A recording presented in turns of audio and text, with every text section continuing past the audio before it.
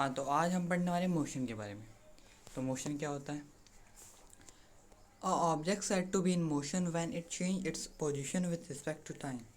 जब कोई ऑब्जेक्ट अपनी पोजीशन को चेंज करता है समय के अनुसार तो हम उसे मोशन कहते हैं। जैसे कि हम लोग सब मोशन में हैं, हम अपनी पोजीशन टाइम के साथ चेंज करते हैं, लेकिन जो ट्री है वो मुझे मोशन में नहीं है, वो क्योंकि वो अपनी टाइम के साथ अपनी पोजीशन चेंज नहीं करता है। अब फिजिकल क्वांटिटी की बात कर लेते हैं। वो दो प्रकार की होती है, एक होती है स्केलर और एक होती है वेक्टर। स्केलर क्वांटिटी में मैग्नीट्यूड होता है, वेक्टर में डायरेक्शन और मैग्नीट्यूड दोनों होता है। क्लियर? डिस्टेंस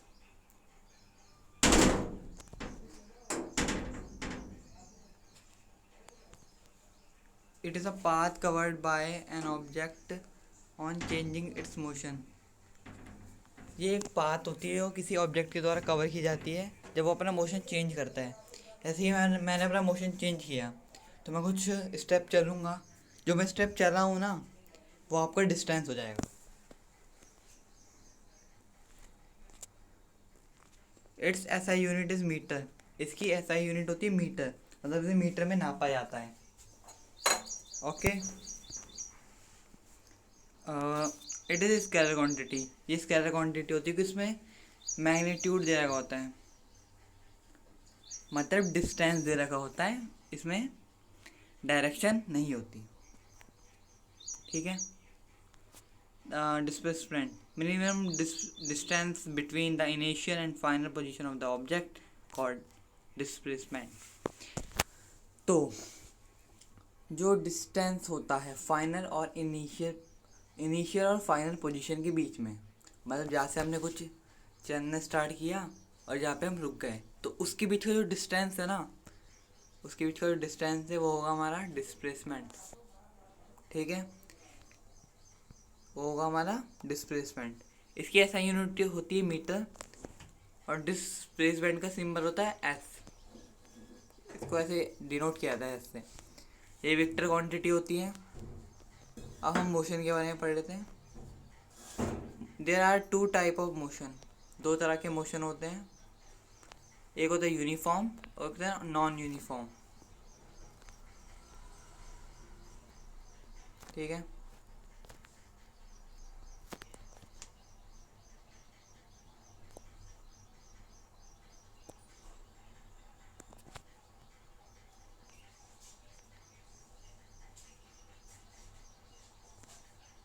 ठीक है, तो हम जरा यूनिफॉर्म मोशन के बारे में पढ़ते हैं जरा। when a equal distance is covered in equal interval of time।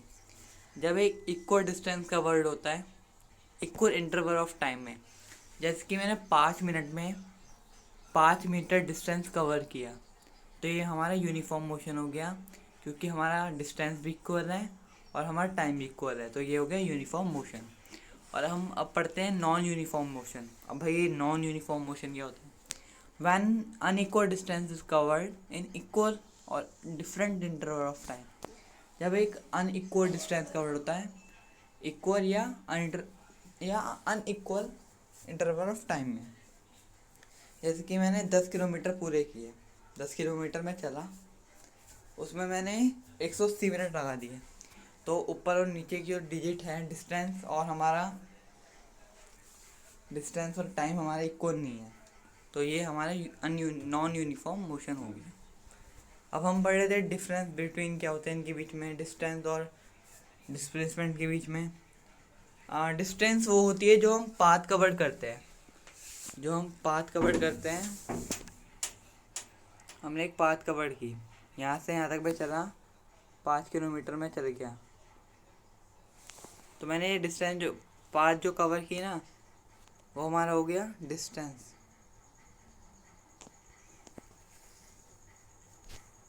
ठीक है।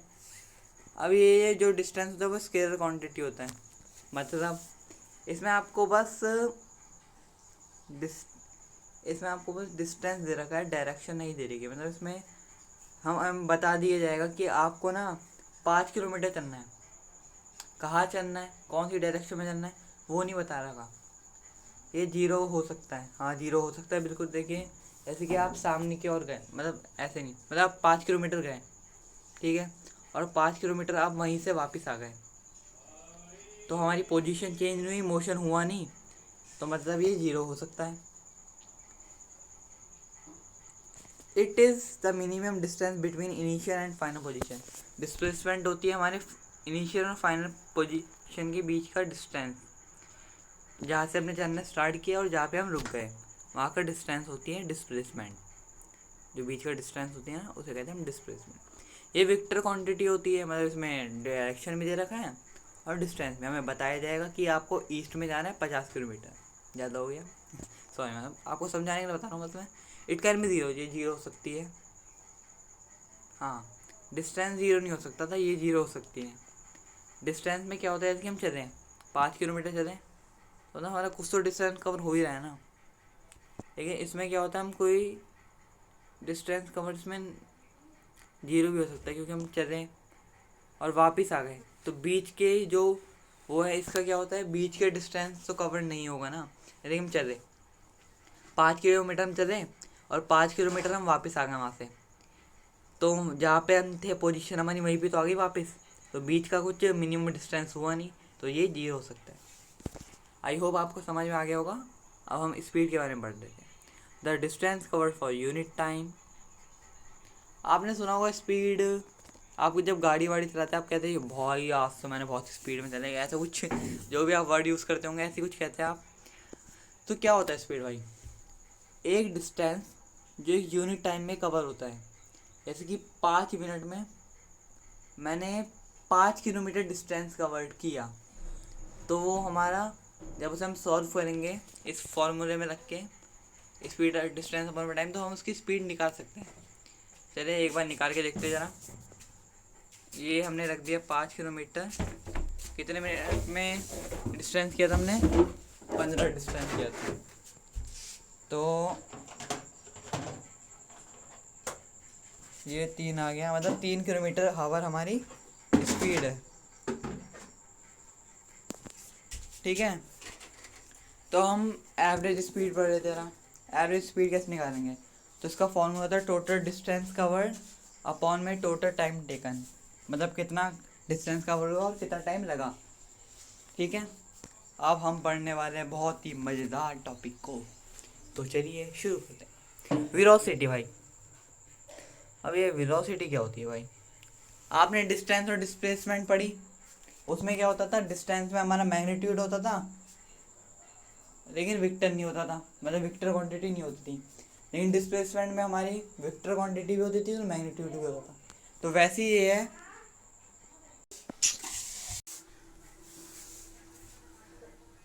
हाँ तो भाई हम वेलोसिटी के बारे में बात करें तो वेलोसिटी क्या होती है भाई, ये तो जब स्पीड किसी डायरेक्शन में कवर होती है, स्पीड जैसे कि हमने बताई, हमने कह दिया कि कार 5 मिनट में 5 किलोमीटर कवर कर रही है 3 किलोमीटर पर आवर की स्पीड से, लेकिन कौन से डायरेक्शन में कवर कर रही है वो हमें वेलोसिटी के द्वारा पता लगता है। चलो भाई अब वेलोसिटी की तरह कुछ फंडे पढ़ लेते हैं। इसकी एसआई यूनिट होती है मीटर पर सेकंड, ठीक है, क्या होती है इसकी, मीटर पर सेकंड। ये वेक्टर क्वांटिटी है भाई, सीधी सी बात है, इसमें डिस्टेंस भी दे रखा है और डायरेक्शन भी दे रखी है, तो ये वेक्टर क्वांटिटी है।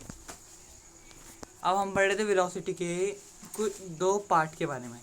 इसके दो पार्ट होते हैं, एक इनिशियल वेलोसिटी और एक फाइनल वेलोसिटी। इनिशियल वेलोसिटी मतलब स्टार्टिंग पोजीशन इसकी, जहाँ से स्टार्ट हो रही है वेलोसिटी, और फाइनल वेलोसिटी मतलब यहाँ पे ख़त्म हो रही है, यहाँ पे रुक जा रही है या यहाँ पे पहुँच जा रही है, तो होगी फाइनल वेलोसिटी। वेरी इजी, बहुत सिंपल था ये। अब वेलोसिटी का फॉर्मूला कुछ ऐसा है भाई, डिस्प्लेसमेंट अपॉन में टाइम टेकन होता है इसका फॉर्मूला, ठीक है। मतलब डिस्प्लेसमेंट वही मिनिमम डिस्टेंस जितना कवर हुआ और नीचे टाइम कितना लगा है उसने बीच के डिस्टेंस को कवर करने में। अब एवरेज वेलोसिटी का होता है u प्लस वी अपॉन में 2, मतलब u प्लस वी क्या होता है पता है आपको, जो इनिशियल वेलोसिटी होती है ना उसको u से यूनिट डोनेट किया जाता है, डिनोट किया जाता है, और फाइनल वेलोसिटी को भी v से डिनोट किया जाता है। तो इनको हम दोनों को जब प्लस करेंगे और 2 से डिवाइड करेंगे तो इसका एवरेज वेलोसिटी हमारी निकल जाएगी। समझ में आ गया। बहुत ईजी, कुछ नहीं है इसमें। अब हम पढ़ रहे थे ना, ये कुछ बेसिक फॉर्मूले हैं जो हमें आने चाहिए, क्योंकि आगे न्यूमेरिकल्स भी है वो हमें सॉल्व करने पड़ेंगे। तो 1 kilometre per hour equal to 5/18 metre per second, ठीक है। और 1 metre per second equal to 18/50 kilometre per hour, 5 kilometre, ठीक है। मतलब 1 किलोमीटर में कितने मीटर पर सेकंड होते हैं, 5/18 मीटर पर सेकंड होते हैं। और 1 मीटर पर सेकंड में कितने किलोमीटर हावर होते हैं, 18/5 किलोमीटर पर आवर होते हैं। ये कुछ इक्वेशन के मोशन दे रखे हमें, कर लेते हैं जरा इसे, तो इसे जूम करते हैं, जूम आउट करते हैं। तो v क्या होता है बताइए जरा, फाइनल वेलोसिटी। तो v का जो इक्वेशन का मोशन होता है तो u प्लस ए टी होता है, ठीक है। और स्पीड का होता है u t plus 1/2 AT square, और 2a का होता है v square minus u square. I hope आपको यहाँ तक समझ आया होगा। हम इसके अब नेक्स्ट पार्ट में मिलेंगे, और आप ट्राई कीजिए कि आप पूरी बुक पढ़िए, जो आपको पूरा समझ आ जाएगा।